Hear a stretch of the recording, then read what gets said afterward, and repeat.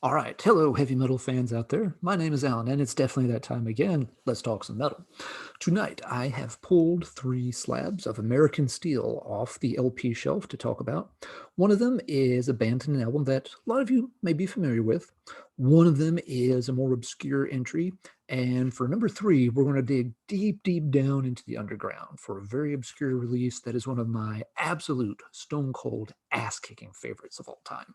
So without further ado, let's get started. All right, let's begin with the better known of the bunch. We're going to start in Seattle. Now, Seattle, of course, is an area that most people now associate with the grunge metal movement and all of that stuff, which is fine. But long before grunge was a thing in Seattle, they still had a very strong heavy metal scene. A lot of good bands came out of that corner of the Pacific Northwest. Most people, of course, immediately think of Queensryche, which, fair enough, they did a lot of great material. But you did have other good metal bands in that neck of the woods as well. Groups like TKO that did some strong material, and a group like the one I want to talk about tonight, which is Culprit. Uh, Culprit made this one album in 1983 called Guilty as Charged. Came out on the Shrapnel Records label. That's Mike Varney's old label, best known for putting out like the US metal compilations, probably. But they had other good releases too. And Culprit is up there as one of the best that the label put out. It's got that very distinctive cover with the electric chair, big logo on top.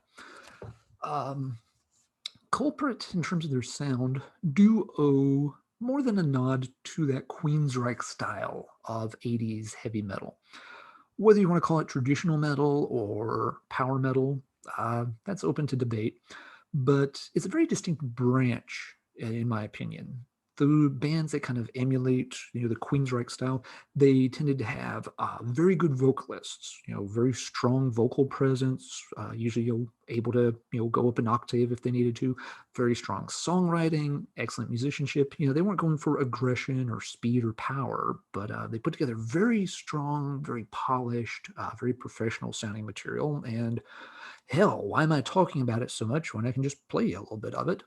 Let's check out one of the songs from Guilty of as Charged, and this is a track, one of my favorites from the album called I Am.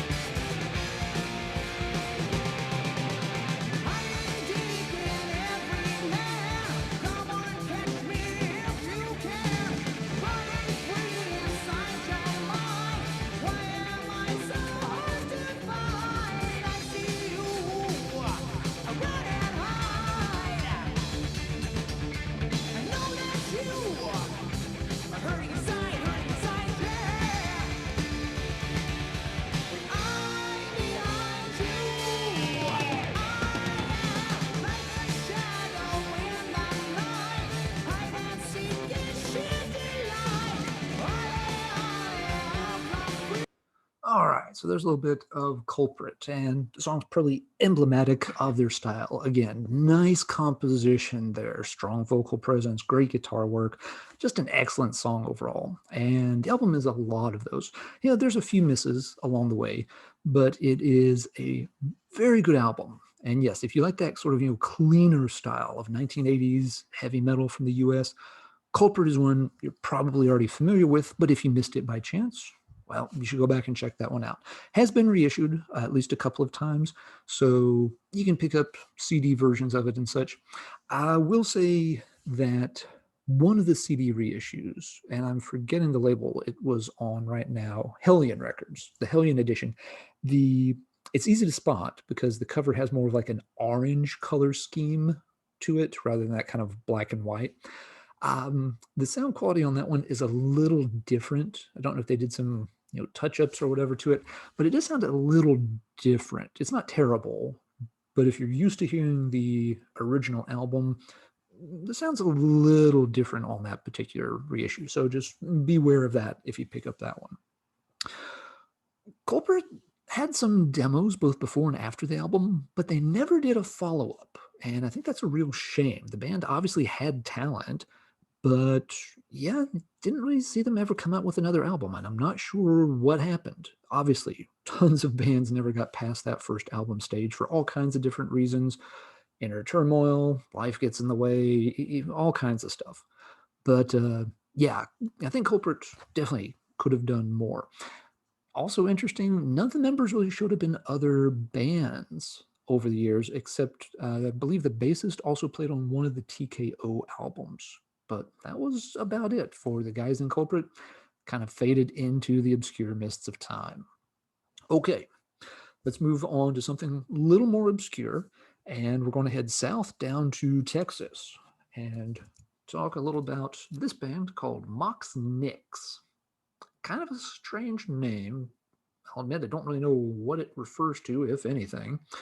But anyway, whatever it was, Mox Nix, out of Pasadena, Texas. Another band that made only one album. This one came out in, I believe it was 1985. Let me double check here real quick so as not to give you the wrong date. It's easy for these numbers to run together sometimes. Yeah, this one came out in 1985, and it was on the Axe Killer label, which, smaller label, but did put out several quality releases throughout the decade. Mox Nix's sound is kind of typical for a lot of US bands from that mid 80s period, pre 1986. It's very guitar driven, very straightforward, sort of 4/4 time signatures, pretty common.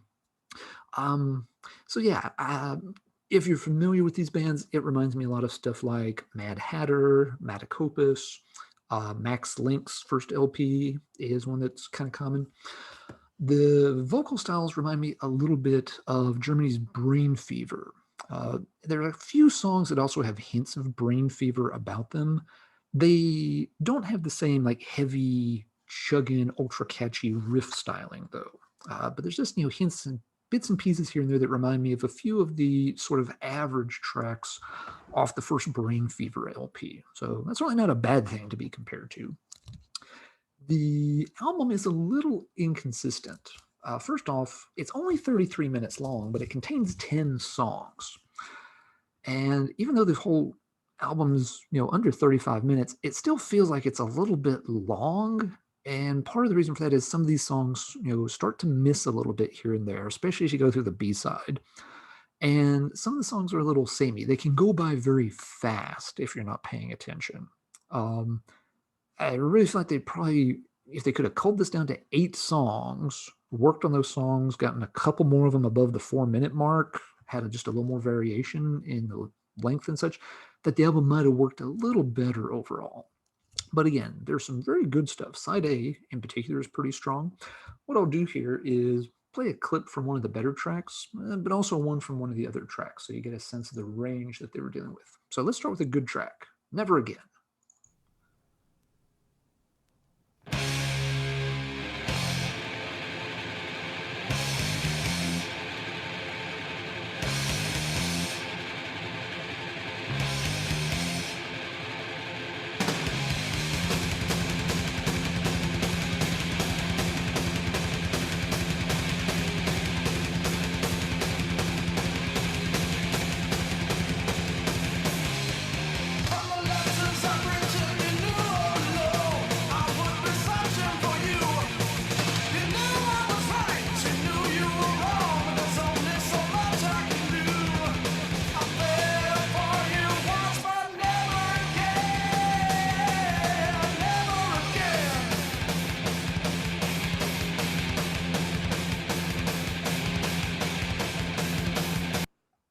All right, so that's Mox Nix at their best.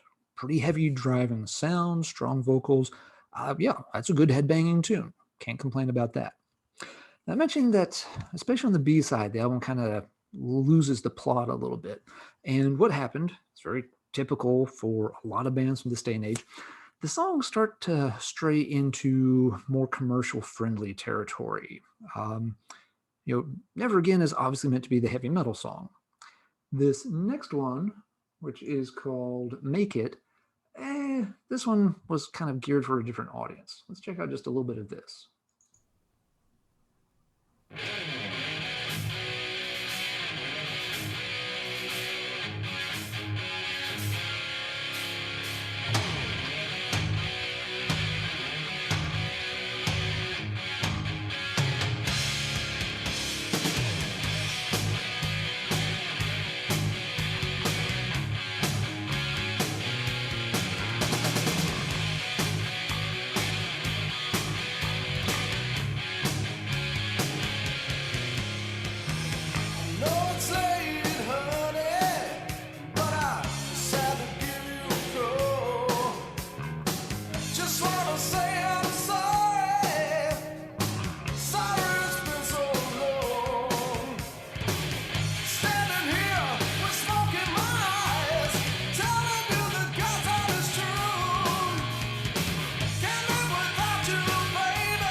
Okay. I think that's enough of that. You get the idea. There's some songs on that album that were definitely geared towards trying to get some commercial airplay. Now, here, 35 years or so later, it's really easy for us to sit back and say, oh, their steel was not true enough. Sellouts, posers, yada, yada, yada, whatever. You got to remember, 1985, heavy metal didn't have this incredibly long, storied history of being a lifestyle kind of thing. New wave of British heavy metal had just really broken big 5 years before this. And you also have to remember that mid 80s, MTV really defined a lot of youth culture. And so, yes, playing songs that could try to get you that kind of exposure would have been a huge deal to these guys. This band coming out of some Pasadena, Texas, isn't likely to conquer the world if all they're playing is Never Again type tunes. Even though we love those songs today much more, I can understand why they had these other more commercial friendly tracks, just in case a radio station or a label hears those, wants to take the band and run with it. You're 20 years old in mid 1980s Texas, yeah, you'd take that deal, you'd take it, and you'd be happy with it. So I can forgive them those songs. Doesn't mean they're good songs or that I want to hear them a whole lot, but I understand kind of where they came from. So again, it was Mox Nix's only album. They did release demo material later on that's again kind of hit or miss. The album's been reissued a few times, so you can track it down. You don't have to look for the original Axe Killer at all. Some of the reissues do include bonus tracks from some of the demos I've heard. At least one of the reissues has a couple of tracks that I don't know where they're from. If they were done, I get the suspicion they may have been done a few years later, but I'm not sure. My records on that are kind of incomplete. But anyway, if you like that, sort of straightforward style of heavy metal, and you come across the album, it's not an expensive one or anything. It's worth picking up and giving a listen to. Okay, number 3 tonight. This is a pretty obscure one that very few folks have heard of. But it is one of my personal favorites of all the independently released albums, heavy metal in style from the 80s in the US. This one's near the top of my list. I play this thing to death. I love it. What I'm talking about is this band called Crowhaven and their only album, Emotional Adjustment. If you've never heard of this, let me tell you a story. So Crowhaven hailed from the mighty heavy metal metropolis of Danville, Kentucky. So right away, yeah, we're literally pretty far off the heavy metal map here. Kentucky and heavy metal go together like Lindsay Lohan and ninjutsu. I'm pretty sure Lindsay Lohan doesn't know ninjutsu. Let's not get sidetracked though. Crowhaven made this one album in some place called Danville, Kentucky in 1986. When you check out the cover art, it's exceptionally well done. Wizard, giant axe. You're thinking, yeah, it's got potential right there. When you look at it a little closer, though, you also notice things like the lettering for both the album title and down here for the band name. Not a whole lot of work put into that. So even the cover art, you're kind of torn between this could be awesome or This could just be thrown together real amateurish like. Not a whole lot on the back cover to help you make a decision. Song titles, impression of a big, well, crow. Um, okay, well, what have we got here? If you find it, you got to buy it and find out. What you have here is very heavy, kind of distorted guitar, real bottom heavy sound, very powered out, kind of pumped up rock sounding metal. And I absolutely love it. Rather than just, again, carry on about it, let me go ahead and play a clip, then I'll carry on about it some more. So this is going to be from one of the first tracks on it. I'm going to have to skip ahead because it has kind of a longer intro part, which is neat, but we don't need to hear that right now. Something you can find. Here we go. This one's Testify.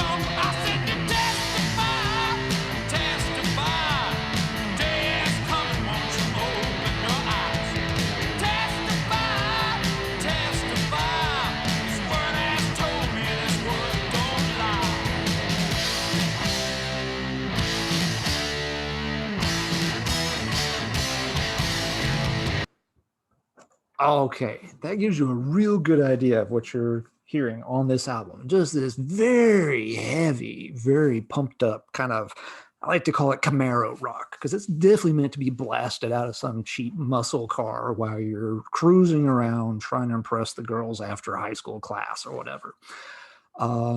Really strong vocalist. He really belts it out on this album. It actually reminds me just a little bit of sort of like Glenn Danzig, if he was like, total, Southern fried dude that had, grown up in the backwoods of Kentucky and Tennessee.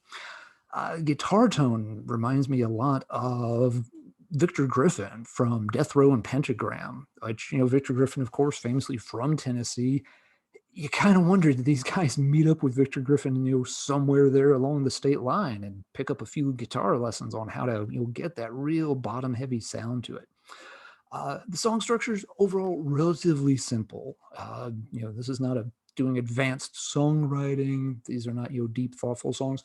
These are just, real heavy rock, crushing tunes, and I love it. Few interesting side notes on the thing. The album, as you can imagine, it's a hard one to find. The number that's always been cited is only about 300 copies got pressed. You can imagine that it wasn't probably a real popular sale in mid-1980s Kentucky. Again, heavy metal, Kentucky, not really a thing. There is some variation to the track list worth noting, though. The last two songs on side 2 in particular, The Crow and Changes, they do show off a more moody and atmospheric side of songwriting to the band. So, this isn't just, like one muscle-headed, slobber knocker after another. These guys could actually, put some thought into a couple of tracks. They had a few tricks up their sleeve. Those last two songs are very good. Changes is much slower and kind of got a little bit of a depressive, morbid vibe about it. Even that intro that I kind of skipped through, Paradise, with this kind of, sounds a little cheap, a little cheesy, but also gives this little harpsichord kind of effect on a keyboard. But it has kind of a weird, eerie vibe, especially with the lyrics, which again almost channel a little bit of Glenn Danzig's weirdness from Samhain. So, yeah, there's some layers to this album that you might not expect. Really cool listen. As you can imagine, Crowhaven did not go on to fame and fortune playing arena rock to stadiums packed with hundreds of thousands of folks. Seems like they drifted on to other things pretty quickly. I have been told that the band sort of reinvented themselves, or at least several of the members did, and played a lot of bluegrass music. And again, it'd be really easy for us to say once again, your steel is not true. Why didn't you stick to this? Mid 1980s, Kentucky. Do you want to make some money playing music? Okay, bluegrass might get you there. Emotional Adjustment, as much as I love that album, wasn't going to quite get the job done, probably. But yeah, the band did make some other recordings and demos over the years. They were supposed to have a collection come out at one point that was going to include a bunch of that kind of stuff around 2010. And I guess the project got scrapped. I was fortunate enough through a buddy of mine who knows that I listen to the Crowhaven album way, way, way too often to manage to get copies of the songs for it. So yeah, they did a lot of demos, and these again go on up, as I recall, up into even the mid 1990s. So the guys were active. Most of the stuff on here too. There's only a few couple of them that I would say even stray close to a bluegrass sound. These are more sticking to a rock formula. A couple of the songs on here are really good too. A reissue of the album did get done on CD in 2013, but it only included one bonus track. It is one of the better ones off of this list of songs that they have worked on. But it's a real shame that, I guess whether it was plans for a 2-disc set and it fell through, or maybe they couldn't quite get the sound quality on some of these up to par for the label to issue. Whatever it was, it didn't quite come to pass. But the band did get at least a little attention when the reissue was done. I know they had a Facebook presence for a while as well. It is not an album that everybody is going to go head over heels for. I obviously love the thing. I think it's got a great, unique sound to it. I love the heaviness. I love those tracks that, even though some of them are, getting a little borderline corny, they're still just, fun, meant to be played very loud, and really just, throw your fist up and bang your head a little bit. I like those slower, moodier songs that the album wraps up with, though, too. But it's one that, if you like that style, if that clip got your attention, check it out for sure. One last thing I'll show off, a little Crowhaven memorabilia. Same buddy that got me the tracks. Thank you, John, if you're out there. Also, hooked me up with this once upon a time. John had kind of knew the guys in the band, and then when they were getting things back together and getting ready for the reissues, they had sent him, I don't know if it was one or two of these things. These are pictures of the guys just signing some artwork, kind of signaling the band. They're literally getting back together as they were working on the reissue. And at one point, John's like, "I don't have anywhere to put this thing." You're one of the most biggest fans of this album I know of, other than one particular lady over in Greece who's also a huge metal collector. It's like, "I don't want to ship this to Greece. You want it?" Just like, "Ooh, yes, I do." So you usually can't see it behind me when I'm making videos because it's off in a different corner of my little man cave here. But yeah, this is one of the really cool things that adorns Alan's little heavy metal corner here. So that is the story of Crowhaven, and that's enough for tonight, I think. So let's talk metal in the comments down below.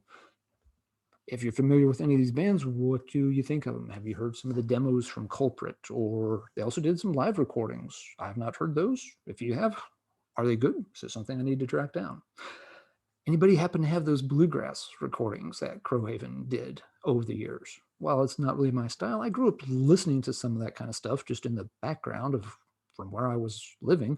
So it'd be kind of cool to check those out sometime, maybe. But anyway, let me know what you think in the comments down below. And with that, let's call an end to this. Until next time, everybody, keep banging your head.